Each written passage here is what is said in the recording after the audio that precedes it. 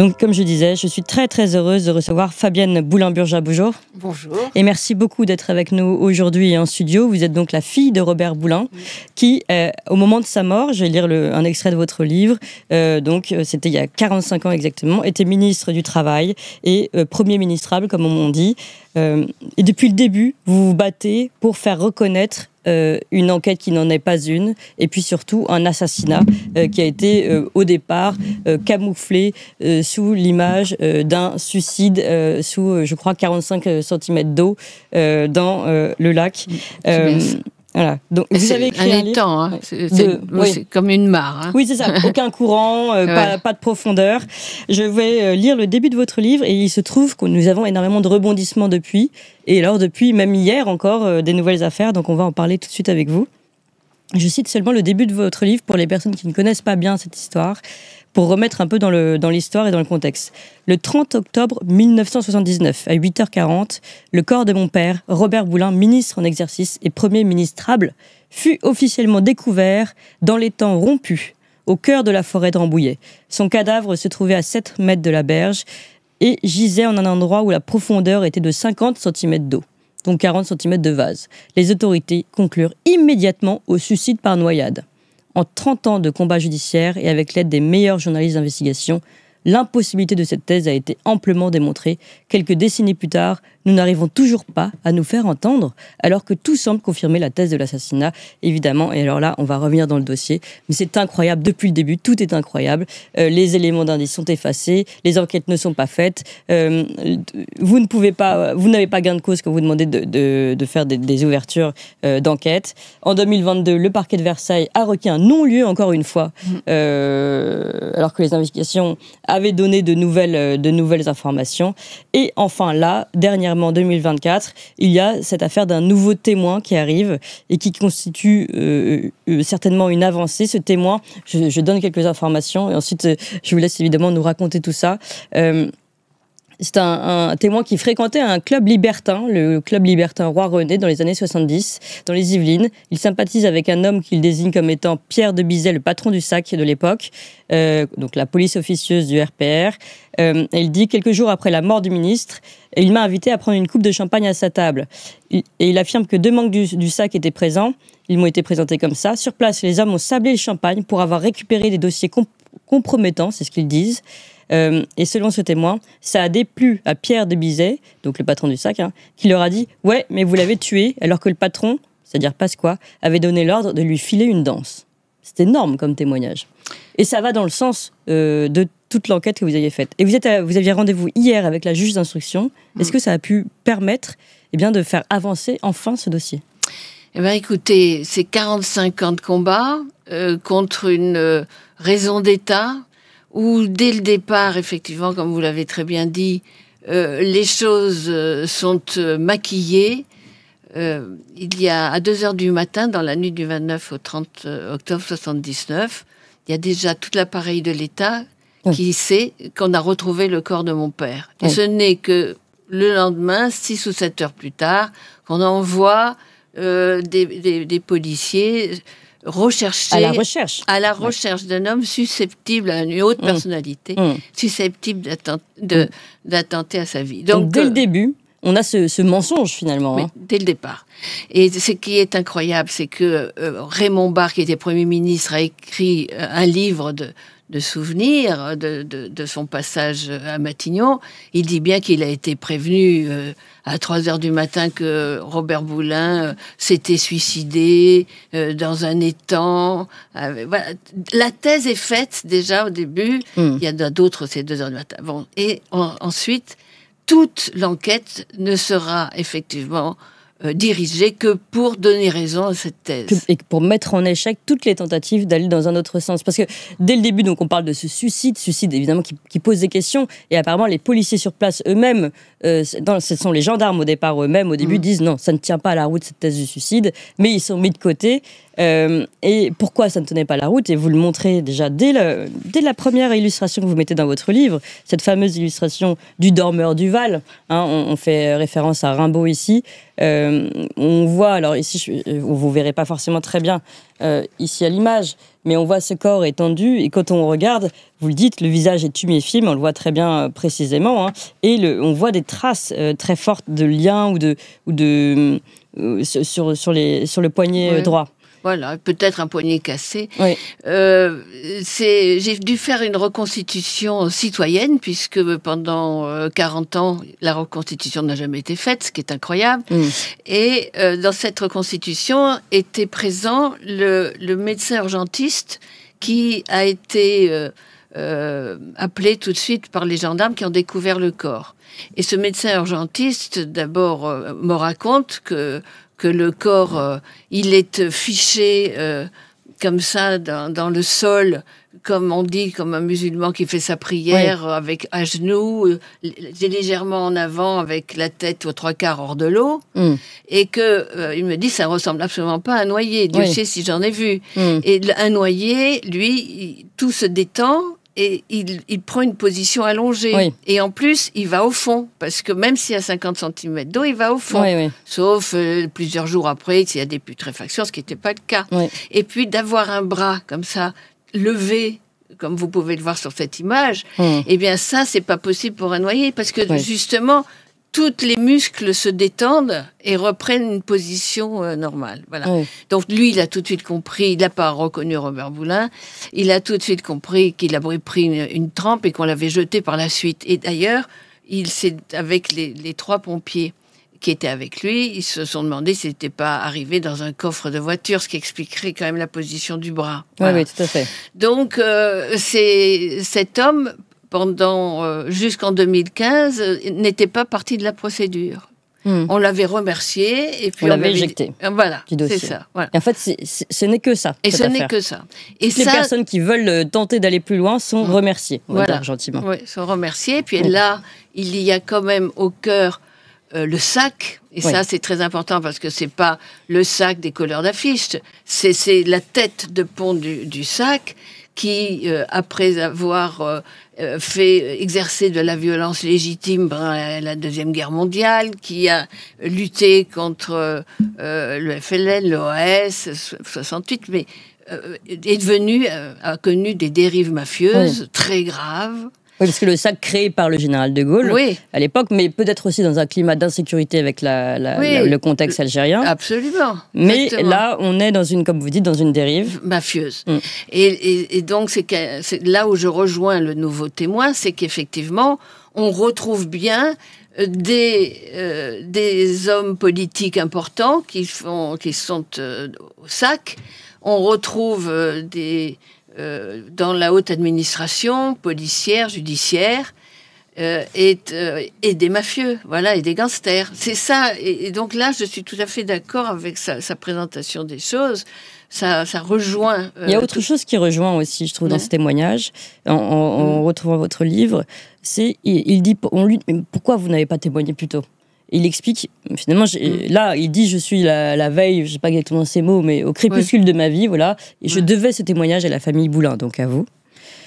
Et il affirme que, finalement, il savait qu'il ne pouvait pas faire avancer le dossier à l'époque, puisque ce club libertin où il s'est retrouvé avec ce patron du sac et puis cette discussion qu'on a pu entendre, il dit que ce club était protégé par le procureur de l'époque, le procureur qui dirigeait l'enquête sur l'affaire Boulin. Et il se trouve que le procureur, et on le retrouve ça dans votre livre, jouait un rôle très, on va dire, occulte depuis le début, puisqu'il a empêché, justement, on disait qu'il y avait des éléments de preuve qui ont disparu, non, on l'a pas encore dit, mais on va le dire. Il y a des éléments, énormément de mis sous scellés qui ont disparu, mais il y a même des autopsies qui n'ont pas été faites à sa demande. Oui, exactement.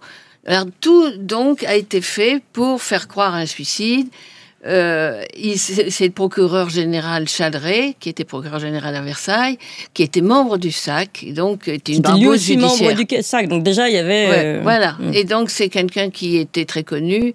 Aimé Blanc, le policier, raconte que et pas dans le dossier, mais par ailleurs, il raconte qu'il était chargé de mettre sur écoute Chaleret, qu'il entendait des choses ahurissantes, et quand il les transmettait tout ça au supérieur, ça ne donnait rien, à tel point qu'à un moment donné, il a arrêté les écoutes. Voilà. C'est dingue. Donc, Chaleret avait aussi l'habitude de faire sortir des gens de prison pour leur faire des choses, et puis ils avaient des remises de peine pour ça. Donc c'est un État dans l'État, le SAC, qui pèse énormément, et après, vous avez des gens qui sont paresseux intellectuellement, des gens qui obéissent aux ordres, oui, il y a l'esprit de corporatiste, drame, ça. Voilà. Et au lieu de garder toute sa vigilance... c'est ça. Alors, on répète des choses fausses. Évidemment, immédiatement, à la découverte du corps de mon père, on dit des choses ignobles sur la famille. Oui. Voilà. Alors là, on peut faire un petit point, d'ailleurs, sur le rôle des journalistes, parce que immédiatement, donc, il y a une version officielle qui est servie, celle du suicide, et les journalistes reprennent ça. Ensuite, on retrouve d'abord des lettres qu'il aurait envoyées. Bon, il se trouve que c'est étrange parce qu'on voit qu'il y a quelques lignes qui ont été modifiées, mais sinon... Oui, non, puis voilà. Des photocopies. Hein. Oui, des photocopies, puis avec des fautes d'orthographe, alors qu'il il faisait extrêmement attention, enfin, il était exemplaire sur l'orthographe. Bon, des choses qui, quand même, auraient pu donner... Et la presse a repris ça en masse, faisant circuler, d'abord, dans un premier temps, cette histoire de... Il voulait se suicider, parce que ses lettres disaient ça. Puis, dans un deuxième temps, en effet, les rumeurs sur la famille, disputes familiales, sa femme dépensière, enfin, je ne sais trop quoi. Oui, des choses ignobles. Et on lui prêtait des mœurs légères, alors que ma mère était quelqu'un qui était resté chez elle. Et je raconte toujours que ma mère était belle, intelligente, spirituelle et tout, et qu'à 54 ans, elle aurait pu se remarier. Elle s'est jamais remariée, elle n'a jamais refait sa vie avec quiconque. Donc on voit bien que si c'était une femme légère, bien sûr. Tout ça ne tient pas, mais c'est vrai que les médecins légistes ont dit, les derniers, ils ont dit que les médecins légistes 79 n'auraient jamais dû parler de suicide par noyade, ce qui n'a aucune preuve. Ils ont dit qu'il y avait un coup... Il y a deux médecins légistes qui ont réécrit un livre depuis pour redonner leur vérité qui va dans votre sens. C'est-à-dire, ça ne peut pas être un suicide, c'est ridicule depuis le début, cette affaire. Voilà, et donc ils avaient dit au départ, le Chaleret avait dit à la presse qu'il était mort, et il avait pris des barbituriques, ce qui est totalement faux, il n'y en a pas. Et puis, moi, je pense que ils ont fait des analyses sur des prélèvements qui n'étaient pas les prélèvements de mon père, mais ça, on verra par la suite. Tout a été fait, mais ça, le SAC l'a fait plusieurs fois. Ils ont l'art de repasser sur les lieux du crime et de changer les choses et de les mettre. Donc, ce médecin urgentiste qui a encore participé à nos reconstitutions, parlait d'une bosse de zébu au niveau des cervicales. Il a eu un grand coup qui... Voilà. Et après, je pense que c'est une hémorragie. Il est mort sous hémorragie. Mais donc, cette histoire, dès le départ, on raconte des choses totalement fausses, comme vous le disiez, qui est répétée par des journalistes qui n'en sont pas, qui n'enquêtent pas. Et puis nous, par ailleurs, on subit des pressions très fortes. On nous trafique les freins, on nous fait peur, on nous dit attention en traversant. Il y a des journalistes comme James Sarrazin qui, après, à l'Express, a fait une très bonne enquête sur l'affaire Boulin. Et il s'est vu quand même collé aux grilles du palais de justice en lui disant voilà, attention, vous avez 2 enfants, vous habitez en dehors de Paris, la couleur des vélos, si vous voulez pas qu'ils passent... Tout le monde a subi les pressions. Oui, voilà. Donc c'est cette ambiance-là terrible et ce qui est d'ailleurs aussi terrible pour notre pays, parce que c'est une sorte de coup d'État de tuer quelqu'un qui a été quand même presque 16 ans ministre, dont 9 ans avec le général de Gaulle, et qui va peut-être devenir Premier ministre et chef de la majorité. On va revenir évidemment sur ce qui s'est passé, pourquoi, qui a organisé. Voilà, mais si vous voulez, c'est aussi pour nos institutions, parce qu'il n'y a pas de séparation des pouvoirs. Voilà, tout ça est très grave. Puis là, il y a plus que pas de séparation des pouvoirs, il y a collusion. On a un procureur de la République qui a donc ordonné de ne pas faire certaines autopsies. Alors, ils ont fait croire tout de suite... De la boîte crânienne. Voilà. Alors, en fait, on voit bien, il avait 8 hématomes. On a retrouvé 2, voire 3 fractures, ce grand coup sur la tête. Et le procureur demande que l'autopsie du crâne vanne ne soit pas faite, parce que la famille qui demande, la famille n'a strictement rien demandé. On lui a demandé de rester paisiblement chez elle, de laisser faire les autorités. Donc, on n'est pas allé sur les lieux où on a découvert le corps, on n'est pas allé à l'IML. Et puis, tout d'un coup, 1 an après, on découvre qu'on dit ça parce que on avait Maître Badinter et qui a été très étonné au bout d'1 an de voir qu'on n'avait même pas l'enquête préliminaire, on n'avait rien. Donc il a dit, il faut absolument que je vous le donne. Et c'est là où on a appris, on a vu les photos, c'est là où on a appris qu'il y avait des lividités dans le dos qui étaient incompatibles. Voilà, on reviendra. Les lividités qui prouvent que finalement il aurait été... il est mort sur le dos. Il est mort sur le dos, c'est pas du tout ce qui a été raconté. C'est-à-dire qu'on le retrouve sur le ventre, donc les lividités auraient dû descendre dans le ventre. Voilà, sur le tibia, etc. Donc ça, c'est une contradiction absolument énorme qui tout de suite aurait dû faire comprendre. Voilà, il y a eu et ça c'est par exemple, on dit qu'il a marché dans ce petit étang avec sur 7 mètres, mais il n'y a aucune trace de boue ni de vase sur le bas du pantalon et sur les chaussures. Vous avez quand même une présidente de la cour d'appel qui a dit ah non mais moi je sais, c'est quand les pompiers ont sorti le corps que ça a essuyé le bas du pantalon et les chaussures. Non mais n'importe quoi. Mais c'est quand même ça, c'est encore ça qui tient. Hein. Mais ce qui est quand même dingue dans cette histoire, c'est en effet tout ce système qui s'est mis en route pour défendre cette version. C'est-à-dire que on a certainement, c'est pas peut-être, on a le SAC et des responsables qui ont des intérêts politiques, on va y aller. Mais derrière, il y a le système médiatique qui se met en branle, ou ceux qui sont intimidés et qui sont peut-être du coup après un peu plus frileux. Et il y a tous les autres derrière, comme vous dites, qui vont aller appuyer cette thèse alors qu'ils n'ont pas d'intérêt direct dans l'affaire. Madame Wisniewski, qui était jeune, c'est elle qui a fermé le dossier, qui a prononcé le non-lieu en 92. Oui. Et elle dit que les lividités, elle les explique en disant que c'est pas tout à fait son terme, parce que c'est les mouvements. Elle dit, mais enfin, c'est le flux et le reflux dans ce petit étang. Mais il n'y a aucun courant dans cet étang. Et puis qui a changé le corps, qui permet... Mais c'est quoi son intérêt à elle, pour elle? Mais moi, je pense qu'elle n'a pas lu le dossier. D'ailleurs, la veille ou de son non-lieu... Elle a eu peur, elle s'est dit, il faut que j'aille dans le sens. Oui, mais même la veille, mon avocat est allé lui demander le tome 2 pour le voir, parce qu'à ce moment-là, on n'avait pas copie. Et c'était resté chez son prédécesseur. C'est pas légal, ça, que vous n'avez pas encore copie la veille, ici? Pardon? Est-ce que c'est légal que vous n'ayez pas la copie? Oui, à l'époque, on n'avait pas. Il fallait aller chez le juge d'instruction, qui était plus ou moins bien disposé. C'était compliqué. Mais tout ça pour dire qu'elle n'a pas lu Et puis, elle était jeune et elle a été sous influence. Voilà, elle a fait ce que le parquet lui a demandé. D'ailleurs, elle a fait un copier-coller de ce que le parquet lui avait recommandé. Voilà. Bon, donc si vous voulez ces explications... Ça, c'est en 98. En 92. 92, pardon, oui. Mais c'est...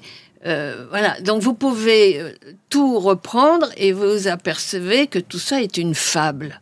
Cette fable a été fabriquée au début de la nuit et tout le monde a suivi, le Premier ministre, etc. Et c'est ça qui est impressionnant.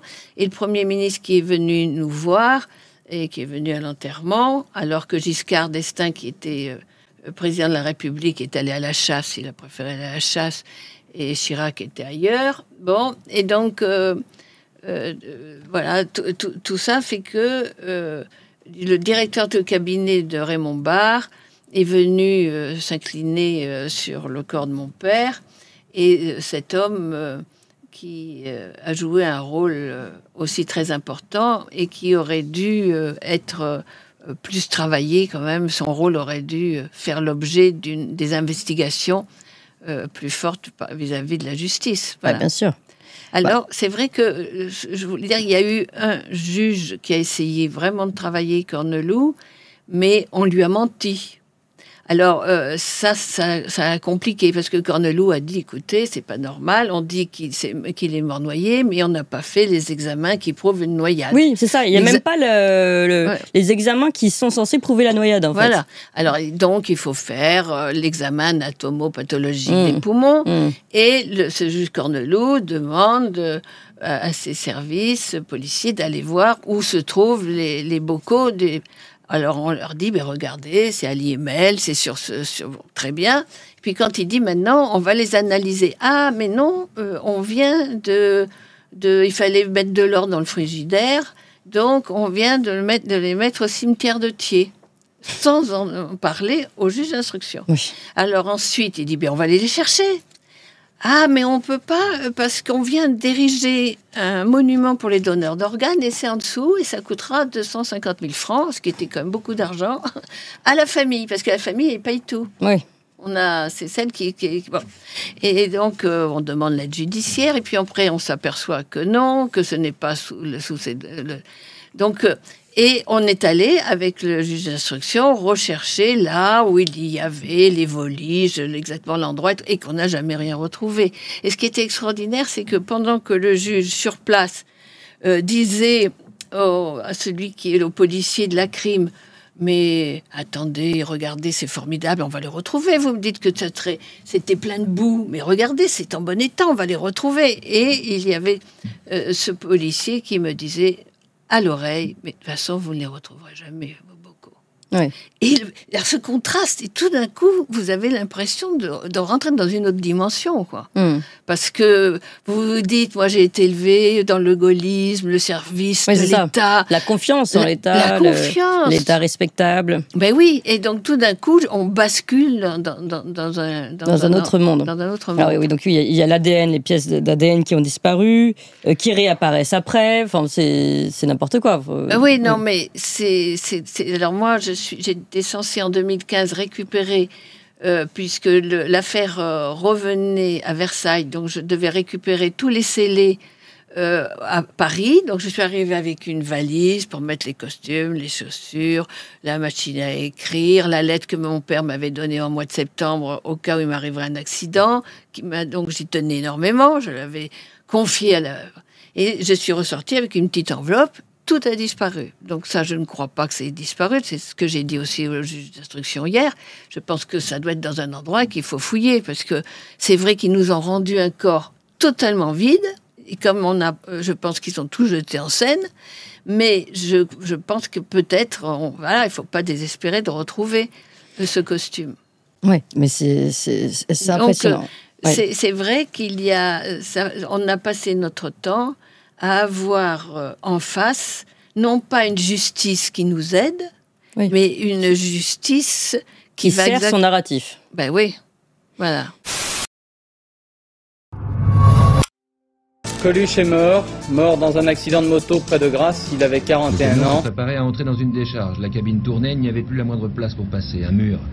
Coluche l'a vu trop tard, la moto s'est couchée, le comédien a heurté de la tête l'avant du poids. Coluche, enterré ce matin en présence d'une foule de ses amis, connus et inconnus. Ok, alors on est le 19 juin 1986, il est 8h du matin. Personne ne le sait, mais dans quelques heures, l'humoriste Michel Colucci, plus connu sous le nom de Coluche, va mourir. Une disparition soudaine, brutale, due à un accident de moto qui va profondément marquer l'esprit des Français. Coluche, ce n'était pas juste un humoriste, c'était une figure unique dans le paysage français. Coluche, c'était ce type capable de faire éclater de rire une salle entière tout en dénonçant de graves injustices. Celui qui, entre deux blagues, a fondé les Restos du Cœur pour nourrir les plus démunis. Et qui a même fait trembler l'Élysée avec sa candidature aux élections présidentielles de 81. Votons pour un imbécile. Mort à seulement 41 ans, Michel Colucci, de son vrai nom, avait encore tellement de choses à accomplir. Pourquoi avait-il fallu qu'il roule aussi vite sur la route? Pourquoi ne portait-il pas de casque? Il allait vite?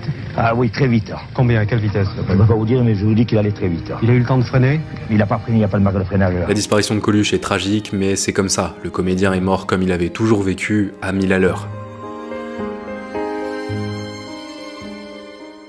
Sauf que non, c'est pas possible. Coluche n'a pas pu mourir ainsi. On nous cache quelque chose. Alors moi, j'ai cru à l'accident, pendant longtemps. Mais après, j'ai eu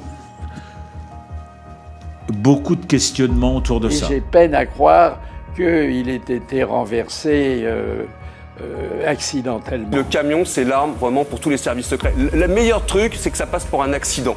On va pas mettre une balle dans la tête d'un mec parce qu'on verrait que là, c'est pas un accident. Le camion, c'est génial. Je vous rappelle l'affaire Saint-Aubin. Alors, que s'est-il vraiment passé, ce fameux 19 juin 1986? Pourquoi beaucoup de gens, encore aujourd'hui, pensent qu'il ne s'agit pas d'un accident? Et qui aurait bien pu vouloir du mal à l'humoriste préféré des Français? Eh bien pour vous, j'ai décidé d'enquêter et de comprendre les mystères qui entourent la mort de Coluche. Je me suis plongé à fond dans cette affaire et le moins que l'on puisse dire, c'est que la réalité est bien plus complexe que ce qu'on pourrait imaginer. Moi par exemple, qui ai la possibilité de foutre un bordel terrible dans mon pays, je ne vais pas me gêner.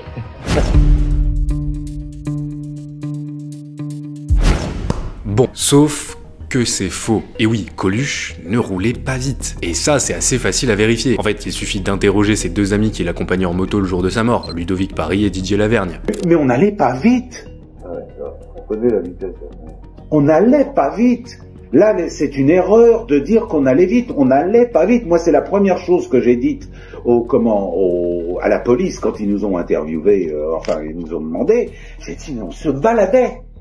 On n'allait pas vite. Et tenez-vous bien, en 1987, une reconstitution de l'accident menée par la justice française est arrivée à la même conclusion. Coluche roulait à environ 60 km/h sur cette petite route alors que la limite était de 90. C'est pas vraiment la vitesse folle que les médias ont décrit le lendemain de l'accident. Ok.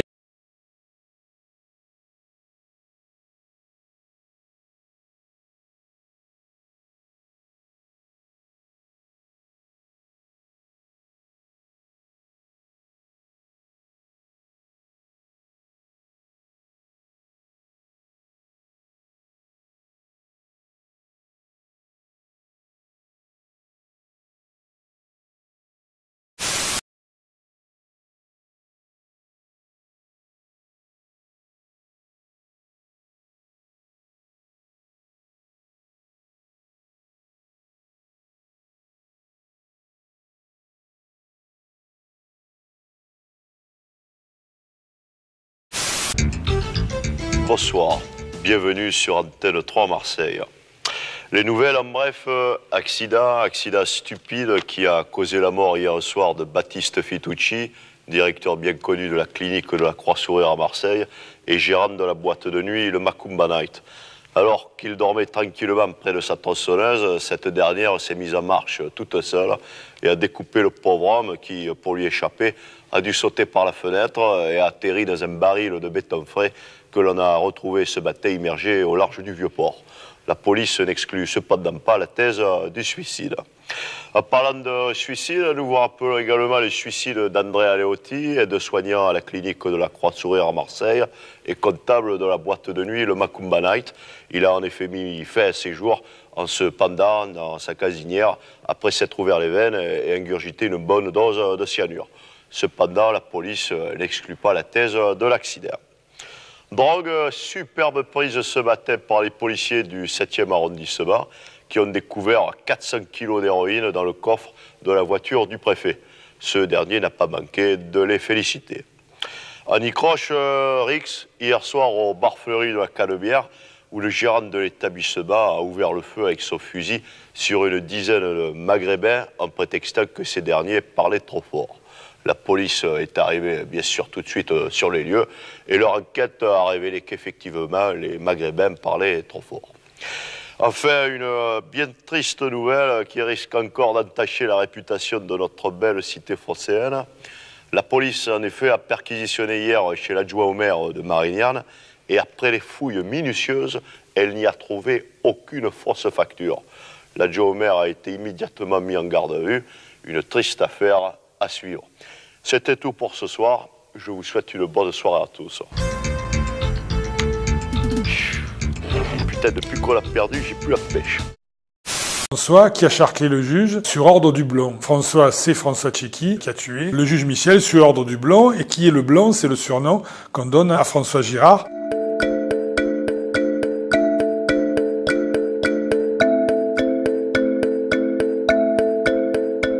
Le 21 octobre 1981, il est à peu près 12h50, et le juge Michel, qui est premier juge d'instruction au tribunal de grande instance de Marseille, tous les mercredis a pris l'habitude de rentrer déjeuner chez lui pour voir ses filles et son épouse. Sans doute un informateur devait le savoir, donc vous l'avez pisté antérieurement. Et donc il quitte le palais de justice de Marseille, il va emprunter le boulevard Michelet, puis la Contre-Allée.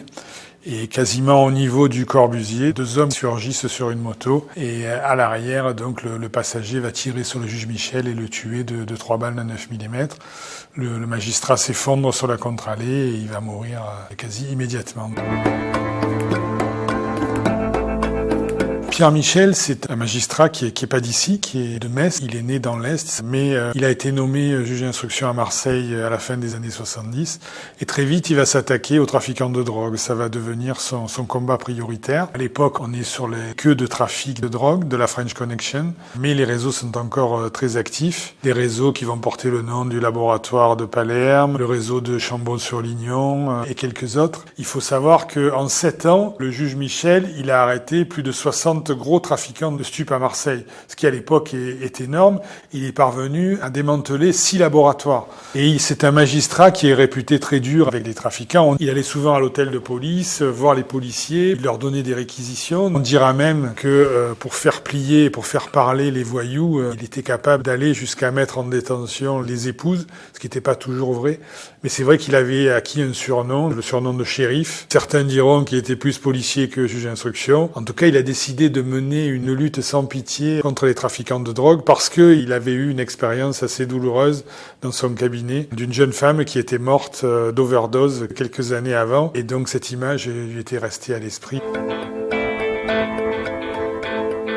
Quand il est assassiné, on se pose un certain nombre de questions. On va parler de la mafia, on va parler de Tani Zampa, qui à l'époque est un peu le parrain entre guillemets, mais l'enquête ne va jamais aller courir sur Tani Zampa. D'ailleurs, le juge d'instruction qui après mènera l'enquête sur la mort du juge Michel n'entendra jamais Tani Zampa parce qu'il considérait que rien n'était susceptible de le mettre en cause. En revanche, il avait dans son cabinet un certain nombre de trafiquants de drogue auxquels il menait la vie dure, un certain nombre d'hommes, des Marseillais, la bande d'Andoum, avec des hommes qui étaient inscrits dans la grande délinquance, dans le crime organisé, et qui étaient des durs à cuire. Donc, notamment François Girard, notamment Omer Philippi, des noms qui reviendront dans le cadre de l'enquête.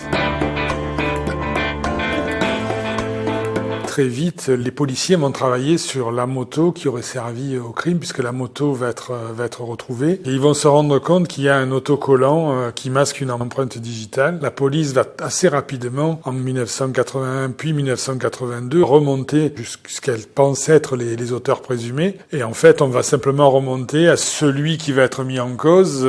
Donc on va le surnommer coupe-circuit, ne va rien dire. Et alors, est-ce qu'il savait, est-ce qu'il savait pas? Mais toujours est-il que à aucun moment, le premier juge d'instruction qui s'appelle Patrick Guérin, qui va être désigné pour enquêter sur l'assassinat de son confrère, ne va dans un premier temps pas pouvoir remonter au-delà de ceux qui ont volé la moto. Les années vont passer, il faudra attendre le mois de novembre 1985 pour que, par le plus grand des hasards, en fait, une affaire va surgir, va naître du côté de la Suisse, dans le canton de Fribourg, ce qu'on appellera l'affaire du chalet des Paco. Et dans cette affaire-là, on se rend rapidement compte que ce sont des Marseillais qui ont organisé un trafic de drogue.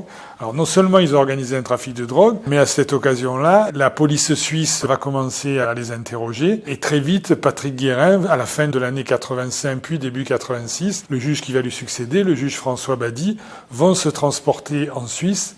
Et c'est là qu'on va apprendre en fait que ce sont les mêmes hommes qui faisaient le trafic de stupes du chalet des Paco qui seraient impliqués dans l'affaire du juge Michel. C'est ainsi que, en fait, l'affaire va avancer de manière significative avec les déclarations de 2 hommes, Philippe Wiesgrill, qui exerçait la profession de vendeur de bonbons, qui va parler le premier, qui va avoir cette phrase « C'est François qui a charclé le juge sur ordre du blond ». François, c'est François Tchéky qui a tué le juge Michel sur ordre du blond. Et qui est le blond? C'est le surnom qu'on donne à François Girard. François Tchéky et François Girard étant 2 membres réputés de la bande d'Andoum. Déclarations qui, au mois d'avril-mai 86, sont aussi confirmées par un autre personnage qui s'appelle François Scapula, qui est surnommé La Balance. Alors peut-être un peu à tort, parce que c'est pas François Scapula qui balance le premier, mais Philippe Wiesgrill. C'est ainsi, en fait, que l'affaire du juge Michel va commencer à être dénouée.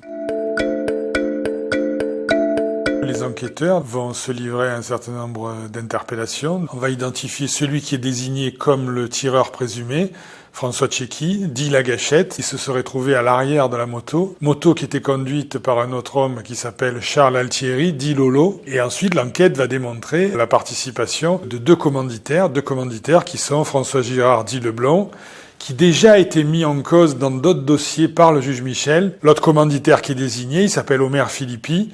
Lui aussi, il est connu de la justice. Lui aussi, il a été impliqué dans plusieurs affaires de trafic de stupes. Et les deux hommes sont réputés être des adversaires enférocés qui en veulent énormément des investigations que le juge Michel mène contre eux et surtout qu'il les a écroués dans d'autres dossiers.